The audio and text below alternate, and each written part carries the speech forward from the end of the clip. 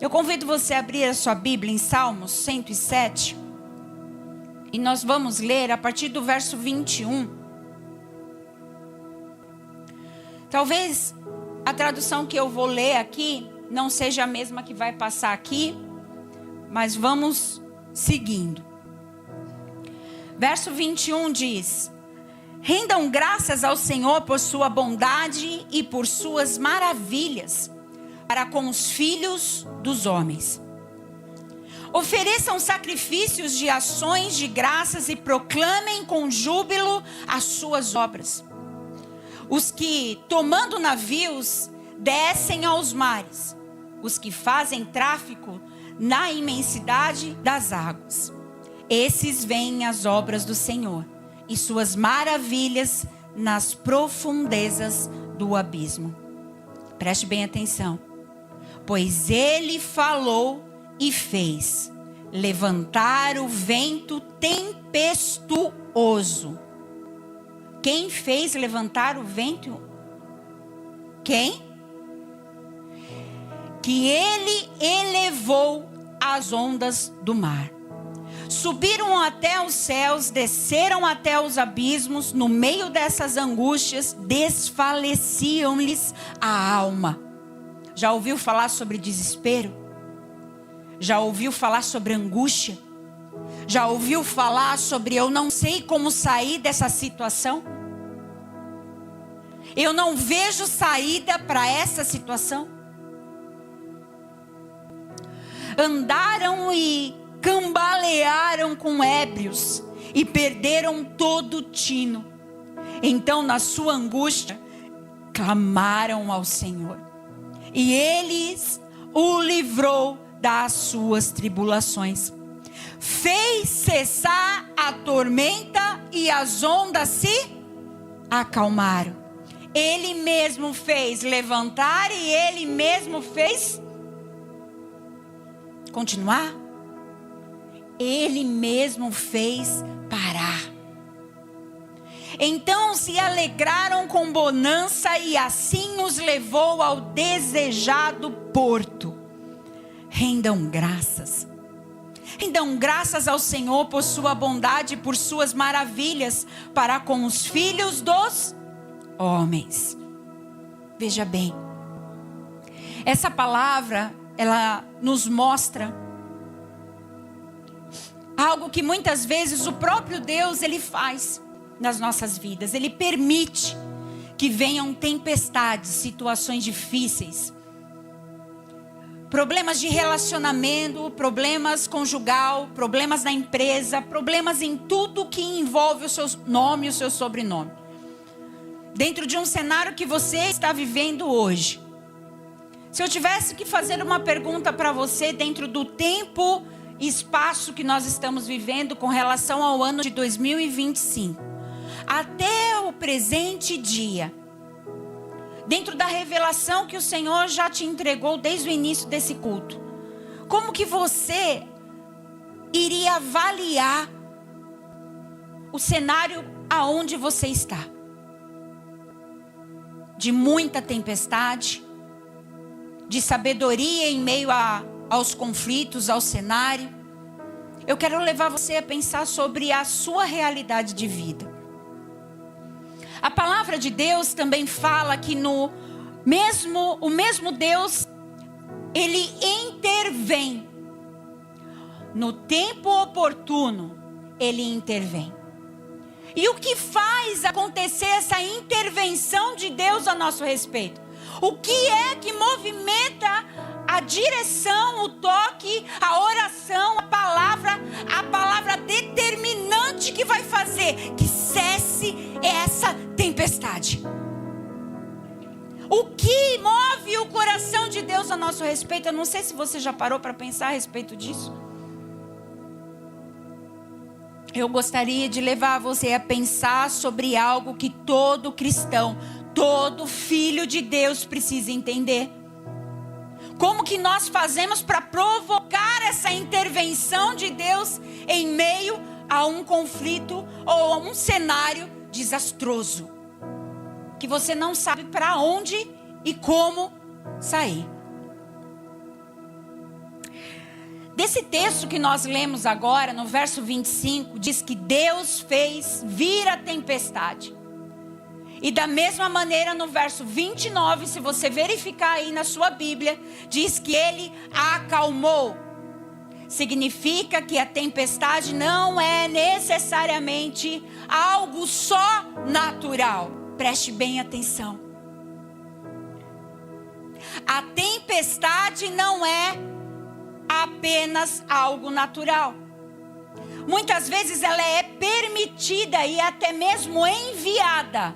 Eu não sei se você já tinha entendido isso, mas muitas vezes ela é enviada pelo próprio Deus, a fim de que nós venhamos amadurecer, venhamos crescer, e que o caráter dele venha a ser desenvolvido em nós, através de uma ação permissiva de Deus. Mas não é só isso. Antes da gente dar andamento aqui no que a gente está construindo aqui junto, existem 3 coisas que vocês precisam guardar com vocês. A primeira: as tempestades, as situações, os cenários difíceis, eles podem não estar acontecendo na sua vida agora, mas eles vão chegar. Eles vão chegar porque é isso que a Bíblia fala, e eu vou mostrar isso para vocês hoje. Segundo, há diferentes tipos de tempestades das quais nós vamos passar. Nem todas é o diabo, nem todas é natural, e nem todas é Deus permitindo.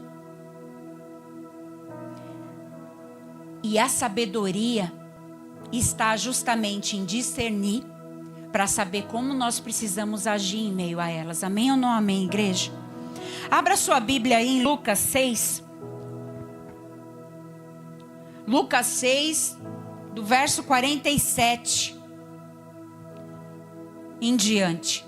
Diz assim a palavra do Senhor: todo aquele que vem a mim e ouve as minhas palavras e as pratica, eu vos mostrarei a quem é semelhante. É semelhante a um homem que, edificando uma casa, cavou, abriu profunda vala e lançou o alicerce sobre a rocha. E vindo a enchente, arrojou-se o rio contra aquela casa e não pôde abalar, por ter sido bem construída. Mas o que ouve e não pratica é semelhante a um homem que edificou uma casa sobre a terra sem alicerces. E arrojando-se o rio contra ela, logo desabou. E aconteceu que foi grande a ruína daquela casa. Ei, deixa eu falar uma coisa para você. A igreja está cheia de crentes, filhos, cristãos de Deus, obesos da palavra, mas sem nenhuma prática. Conhecem da palavra, sabe do que é certo e sabe do que é errado, mas em meio às vontades e os prazeres, é direcionado ao pecado. Hoje pela manhã, intervi na minha vida e em tudo que leva o meu nome e o sobrenome. Desde as escolhas, desde o que eu falo, desde o que eu murmuro, desde o que eu professo. Tudo é testificado na base da autoridade que eu dou, para Deus agir na minha vida ou para Satanás intervir. Ele não vem destruir a casa de ninguém, se não dermos autoridade para ele entrar. Se abrimos a porta do pecado, pode ser pequeno, médio ou grandão, deu autoridade, ele vem e faz a festinha. Guarda isso com você. Não adianta a gente vir para a igreja no domingo, escutar uma palavra de direção e na segunda-feira continuar agindo da mesma maneira. O desafio da igreja é ser igreja na segunda, na terça, na quarta, na quinta, na sexta. Ser igreja no domingo é muito fácil. Mas muita coisa acontece na igreja durante a semana. Muitas pessoas são atendidas. E quando a gente para atender e aconselhar, para ouvir, a gente vê a bagunça que Satanás faz quando a gente dá permissão para ele. Os tempos estão próximos. O Papa morreu. E aí todo mundo ficou desesperado dentro da escatologia. Aonde está esse Papa? É o 7º, é o 8º? A gente precisa se preocupar com o 7º ou com o 8º? Mas a gente não tem que se preocupar nem com o 7º nem com o 8º. A gente tem que se preocupar com a gente. Porque a palavra do Senhor, ela fala que Ele vai vir, Ele vai surgir. E ninguém sabe o dia e nem a hora. E a pergunta é, você está preparado para o dia do retorno? Estão procurando por valores, carros, cavalos. Mas existe uma parcela que fará a menção do nome do Senhor Jesus. Existe os 7.000 que ainda não se dobraram a Baal. E eu quero fazer parte deles. E a minha oração é, Senhor, que ao levantar, eu não me perca nas minhas vaidades, nos meus desejos, naquilo que o meu olho pode olhar e brilhar e querer. Não me deixe desejar algo que vai me afastar de Ti.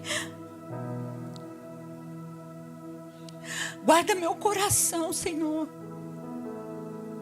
Guarda meu coração. O mundo, os tempos são maus. E Satanás, ele sabe como chegar até você e fazer o seu olhinho brilhar. E montar aquele cenário de destruição preparado exclusivamente com todo carinho para você cair.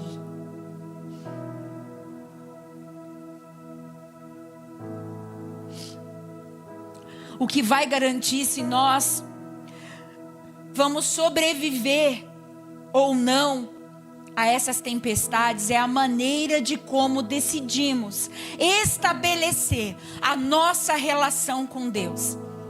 E a nossa revelação, a nossa relação com a palavra.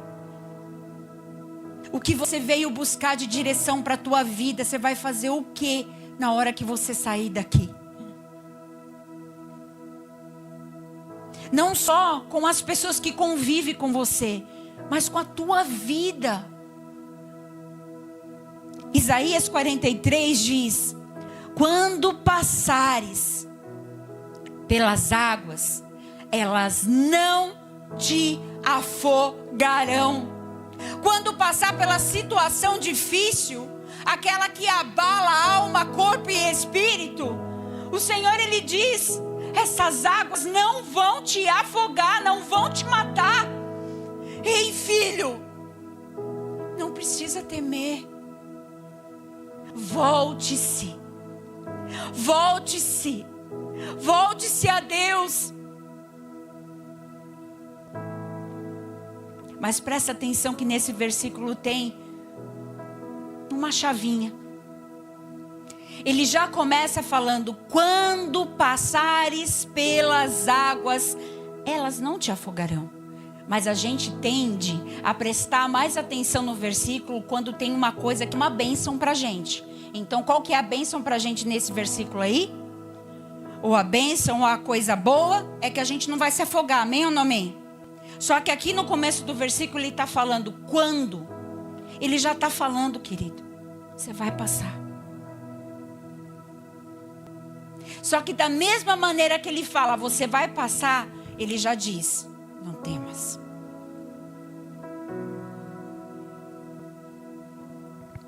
Mas o propósito dessas águas ou dessas enchentes que sempre aparecem na nossa vida, não é te destruir, querido.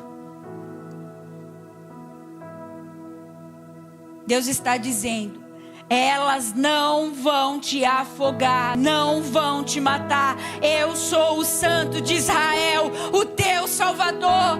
Ele se apresenta a você. Só que a escolha, ela é individual. Não adianta a mãe se preocupar com o filho e durante a infância não encher aquele depósito de ensinamento, não somente falado, mas praticado em ação, para que ele veja de verdade qual é o caminho. Você instrui o filho no caminho, lado a lado. Não é só falando, ó, você vai por ali que eu vou por ali. Não, é junto. Amém, igreja? Então, Deus, Ele quer nos poupar em meio a elas, mas a palavra nos mostra que vamos enfrentá-la. E tempestades na Bíblia fala do quê? De adversidade, fala de algo contrário, de algo que talvez você não esteja esperando. E Jesus diz em João 16:33, no mundo tereis o quê? Aflições. Mas essa notícia não foi dada para gerar desânimo em nós. Pelo contrário, ele diz: tem de bom ânimo, filho. Tem de bom ânimo. Eu venci o mundo. Ele veio e passou por todas. Ele precisava, ele não precisava. Mas ele veio mostrar para mim, para você, que pode ser difícil, mas é possível. É possível. Ele mostra que mesmo sabendo o que vamos enfrentar, nós podemos ter bom ânimo. Tem gente que passa pela prova, gente, da hora que acorda até a hora que vai dormir de novo, se consegue dormir, é só murmurando. Não consegue se sentir amado por Deus. Por quê? Porque ele se vê na tribulação. E aí ele fala: mas por que eu, Senhor? Por que eu estou passando por isso? E aí na sua mente já acontece a batalha. Eu estou vivendo isso daqui justamente porque Deus não me ama. Porque eu não sou filho. Porque eu nasci para sofrer mesmo. Eu cresci assim, vou viver assim. E é a Gabriela, né, no final. Não sei se é Gabriela, se é Manuela, mas você lembrou, não lembrou? Só que essa não é a realidade que Deus tem para nós. Existe algo que Ele quer forjar em mim e em você. Sabe por quê? Eu posso não estar vivendo a mesma batalha que você, mas eu enfrento desafios na minha vida todo dia. E isso que eu falo para você não é da boca para fora, mas é fazendo menção do nome do Senhor Jesus, que me ensina a viver de fé em fé, de glória em glória, e ver a provisão dele no final. De olhar e falar: meu Deus, da onde veio isso? Mas sabe o que nos coloca nesse lugar? É o grau de obediência. Porque Ele fala conosco, Ele fala com você. E a pergunta é: você está sendo obediente ao que Ele está te pedindo? Porque enquanto a gente não convergir, a gente vai continuar vivendo o cenário que a gente está vivendo. E dentre esses 3 tipos de situações, eu quero falar muito rapidamente com vocês sobre 3 delas. As tempestades e as situações, os cenários que aparecem na nossa vida, que são malignos mesmo, que são intervenção mesmo. Outras que são naturais. E por última, aqui é, permissiva de Deus. Abra comigo em Marcos 4, verso 35.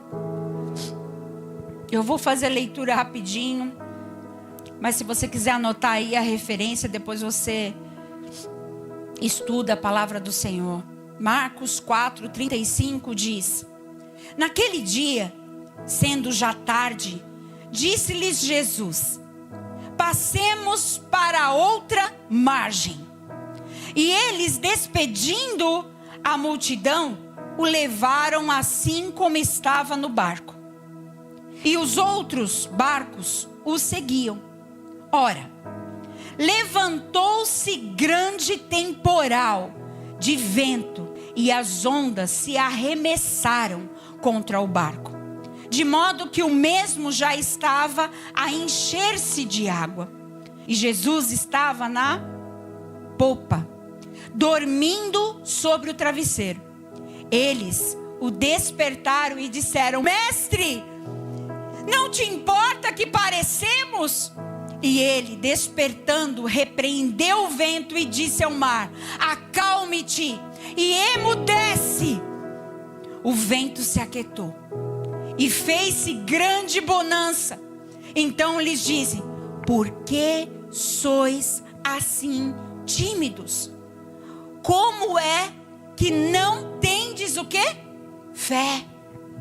E eles, possuídos de grande temor, diziam uns aos outros: quem é este que até o vento e o mar lhe obedecem? Veja bem, a primeira pergunta que devemos fazer em meio aos cenários em que nós estamos vivendo, para discernir o porquê, como devemos agir, é: de onde vem essa tempestade?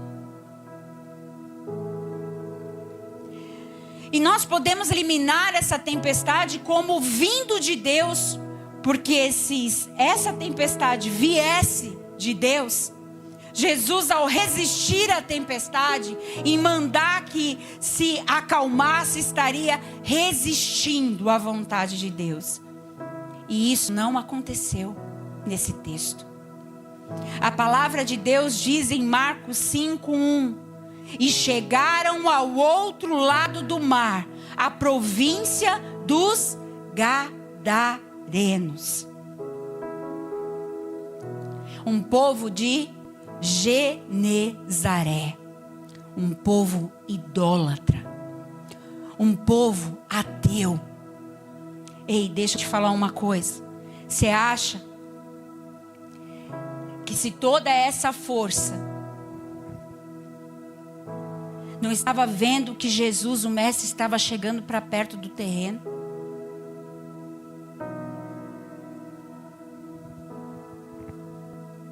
Existia um homem neste lugar, que ele não estava apenas possesso por um demônio. Ele estava possesso por legiões de demônios. Todos na cidade tinham medo desse homem. E por não saber o que fazer com esse homem, amarraram eles dentro de uma caverna. E Jesus se aproximava do território. E Jesus estava preocupado? Ele estava o quê? Ele estava dormindo. Provavelmente quando Jesus ele entra no barco e está indo em direção aonde Satanás prende e acorrenta a vida dessa pessoa, o reino espiritual, ele percebe o que poderia acontecer e ofereceu o quê? Resistência. Resistência.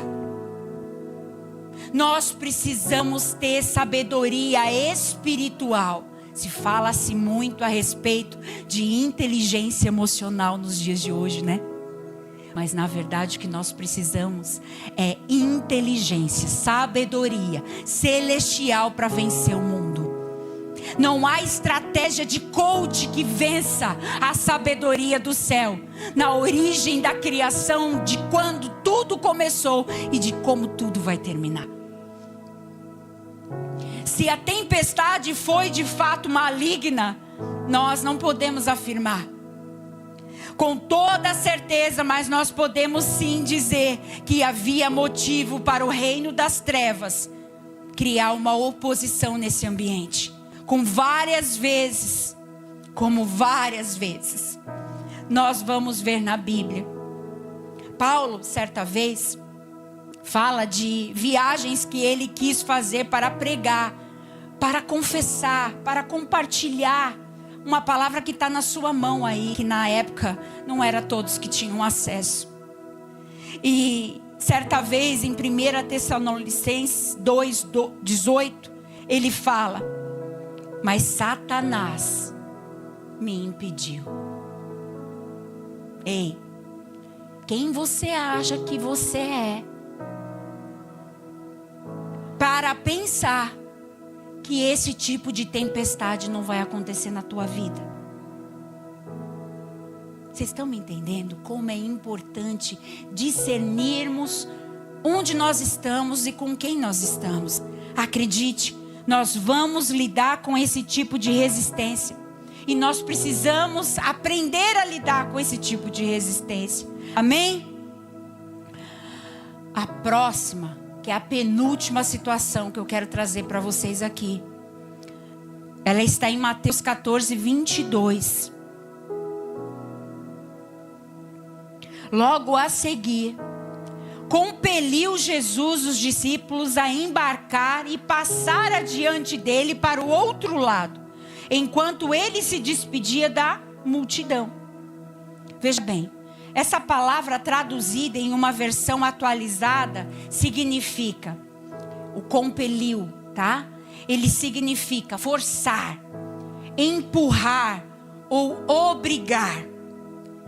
Os discípulos, muitos deles, eram o quê? Pescadores. Eles estavam acostumados com aquela arte de pescar de maneira artesanal. E uma das coisas que um bom pescador sabe é o quê? Olhar para o céu e identificar como que está a temperatura. Podemos adentrar ao mar? Podemos sair, jogar a rede a ponto de termos um bom resultado?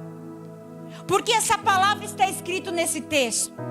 Porque os discípulos já tinham visto o mar, já tinham visto o céu, e de forma natural era muito clara: está vindo uma tempestade. Para que eu vou entrar dentro da tempestade? E aí o que aconteceu? Jesus, ele meio que forçou: vão! De alguma maneira ele fez com que os discípulos entrassem no barco para entrar na tempestade que viria.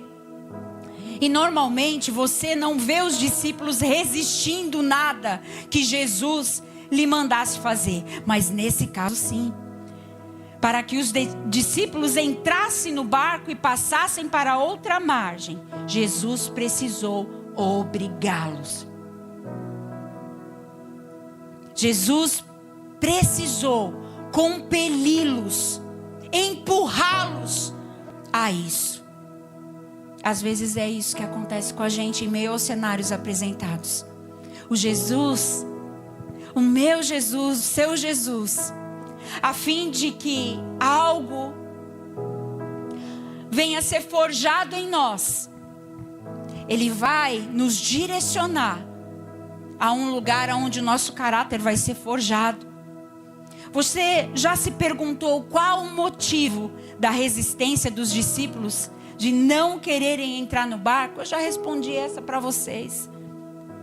Às vezes nós vamos ter os nossos conhecimentos humanos mediante as coisas que estão acontecendo aqui. E baseado neles a gente vai querer tomar decisão. Só que, deixa eu falar uma coisa para vocês. Nós precisamos aprender a perguntar para Deus o que nós devemos fazer em meio aos cenários apresentados. O nosso erro é confiar na nossa inteligência, em tudo que a gente já adquiriu. Essas estratégias de coach, querido, o que deu certo para um pode não dar certo para você. Sabe por quê? A medida que o Senhor entregou para você é diferente de fulano de tal. Simples assim. Você não é a mesma pessoa, não tem as mesmas características, não fala igual. Deus deu uma medida exata para você fluir. Você precisa entender isso. E para você começar, a melhor coisa que eu poderia te aconselhar nessa noite é: ore ao Senhor e pergunte a Ele o que você deve fazer. Não tome decisões precipitadas nos próximos dias. Escuta a direção do Pai para você. Se é não, espere, é não. Se é aguarde, eu aguardo. Se é avançar, avance, mas pelo amor de Deus, não siga fazendo coisas porque você acha que deve ou que você acha que não deve. A tempestade normalmente não se forma de um minuto para o outro. Ela dá sinais que está chegando. E é assim mesmo os cenários mais obscuros que a gente pode viver nesses dias. Eles começam a dar sinais de coisas erradas, de coisas que... Eu vou citar para vocês algo que aconteceu comigo esse final de semana, muito rapidamente, para você ter certeza que o Senhor, Ele fala. Eu saí de um local e eu entrei dentro de uma farmácia, muito perto da minha casa. E quando eu adentrei, eu fui na parte que tinha lá o que eu precisava. E eu fiquei virada, olhando o que eu ia comprar, o que eu ia escolher. Sabe quando você enxerga que tem uma pessoa vindo assim por trás? E eu vi essa pessoa passar e o Senhor falou para mim: esse homem vai roubar a farmácia. Só que eu falei assim: não é nada não, é coisa da minha cabeça, eu estou escutando coisa aqui, não vai acontecer nada. Deixa eu continuar aqui. Eu bem inocente. Não, querido, é amado, não vai fazer nada. Aí fui lá, escolhi meu negocinho, coloquei na cestinha. Quando eu chego dentro na fila lá, espera-se um pouco, vem uma senhora. Você viu, amor, o que aconteceu? Aí ele falou: não, o que aconteceu? Eu não quis te falar porque eu fiquei com medo dele estar com uma faca e te matar. Mas uma outra mulher dentro da farmácia viu uma pessoa roubando a farmácia e chamou ele na chincha. Você vai fazer isso mesmo? Você vai roubar? Aí eu falei: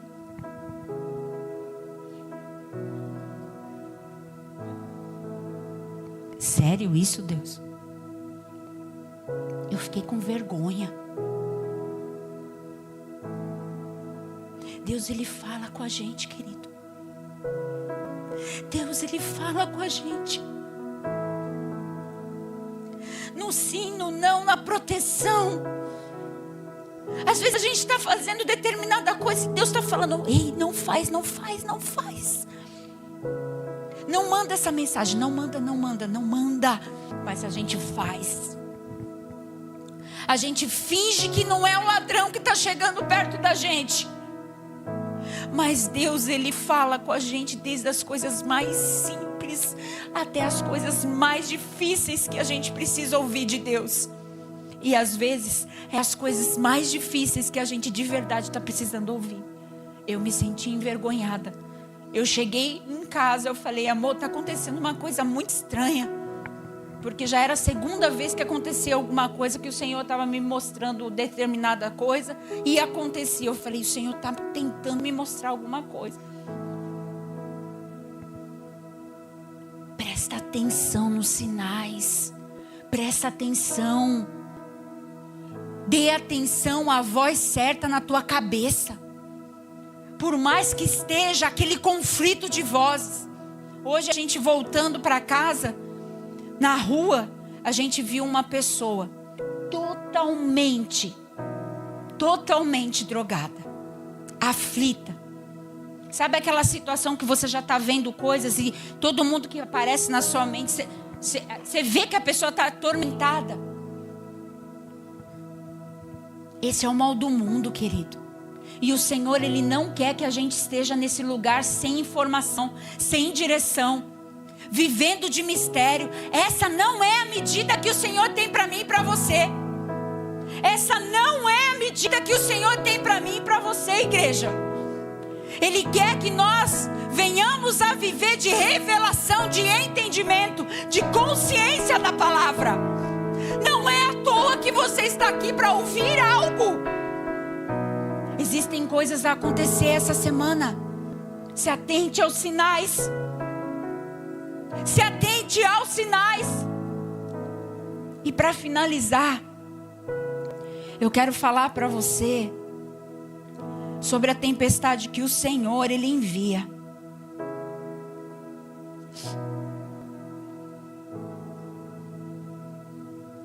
Mateus 14, o verso 28, a gente já vai finalizar. Diz assim: embora nós vejamos Jesus se movendo, coloca para mim o 28 aqui. Senhor, disse Pedro, se és tu, manda-me ir ao teu encontro por sobre as águas. Passa para mim. Venha, respondeu ele. Então Pedro saiu do barco, andou-se sobre as águas e foi em direção a quem? A Jesus. Passa para mim. Mas quando reparou o vento, ficou com medo e começando a afundar, ele gritou: Senhor, salva-me. Passa para mim. Imediatamente Jesus estendeu a mão e o segurou e disse: homem de pequena fé, por que você duvidou? Quando entraram no barco, o vento cessou. Então os que estavam no barco o adoraram, dizendo: verdadeiramente tu és o Filho de Deus. Veja bem, eu e você, a gente conhece essas histórias e decide acreditar ou não, porque elas verdadeiramente aconteceram. Só que também é uma escolha minha e sua acreditar no que está revelado na palavra. Pedro não. Pedro, ele teve a condição de ver milagres acontecendo através de Jesus, perto dele. Curas, pessoas ressuscitando, pessoas sendo curadas. Aí eu estou numa tempestade e o Senhor me chama: vem comigo. Não importa o cenário, Jesus, ele está falando: venha comigo. Então, você quer vir? Então vem, eu estou aqui. Se fosse eu ia ter certeza que era a voz do meu pai me chamando. Que pai que vai chamar o filho para um lugar aonde teria um abismo? Fala para mim. Quando Jesus nos chama em meio à tempestade, pode confiar, filho, você não vai afundar. Você não vai submergir. Se for necessário, ele vai te resgatar. Mas creia que tu tens um pai que intercede por você, que em meio às escolhas erradas, ele deixou um consolador desde o início, a fim de que você não estivesse sozinho e tivesse forças para continuar. A canção diz: se o mar me submergir, é a tua mão, é a tua mão. Sabe, igreja, hoje o Senhor, ele vem nos advertir a respeito de sujeição. Precisamos de sujeição ao conserto, ao retorno, a um ambiente de restituição. Somente nos sujeitando àquilo que Deus já falou a nosso respeito, aquelas promessas que fizeram a teu respeito, você parou de acreditar nelas. Tem pessoas aqui que já nem lembram mais. Tem dons, tem talentos aí enterrados, porque já não estão mais em movimento já faz muito tempo. Quando alguém está nesse tipo de tempestade, ou em alguma dessas três que nós citamos aqui, não adianta pedir oração para os outros. Presta bem atenção. É necessário um arrependimento, é necessário conserto, é necessário convergir, mudar de ação, uma reposição. E convergir é: se eu estava nessa direção e eu entendi que eu tenho que estar lá, eu preciso convergir a uma nova direção. E eu não posso ficar somente na conversão. Eu preciso ter ação de movimento a uma nova direção. Quando nós falamos sobre o novo nascimento, nós falamos de uma mudança de metanoia, de mentalidade. E a metanoia, ela só tem valor quando se tem uma mudança de ação, não do pensamento. Não adianta mudar aqui e não mudar o que eu estou falando. Não adianta mudar aqui e não mudar o que eu estou fazendo. É sobre isso, igreja. Não dá mais para a gente continuar ouvindo uma palavra de direção e não fazendo nada. Eu senti vergonha naquela fila, naquela farmácia. Porque se tem uma coisa que eu peço em oração sempre é: Senhor, me dê sabedoria, não me deixe ser enganada. Guarda, Senhor, as minhas costas. E eu estava de costa. Eu estava olhando para um ambiente de coisa que os meus olhos precisavam. Só que o Espírito Santo estava falando aqui, ó. Toma cuidado. Esse homem vai roubar essa farmácia. Gente, foi questão de 3 minutos, aconteceu tudo. Eu cheguei em casa indignada. Como que a gente pede algo para o Senhor dá e a gente não valoriza? A gente não escuta, a gente não dá valor.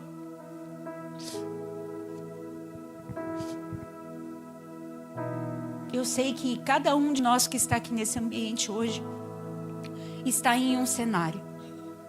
Pode ser que o seu seja doença. Pode ser que o seu seja a falta de um emprego, de provisão. Pode ser que a situação no seu casamento esteja insustentável. Ou talvez você esteja passando dificuldades com seus filhos e já não vê mais como poder ajudar com a sua sabedoria humana. O Senhor, Ele vem e com uma voz muito suave, Ele orienta. E Ele pergunta nessa noite: por que duvidas? Por que não me escutas? É necessário convergir. É necessário uma ação para que o cenário seja transformado.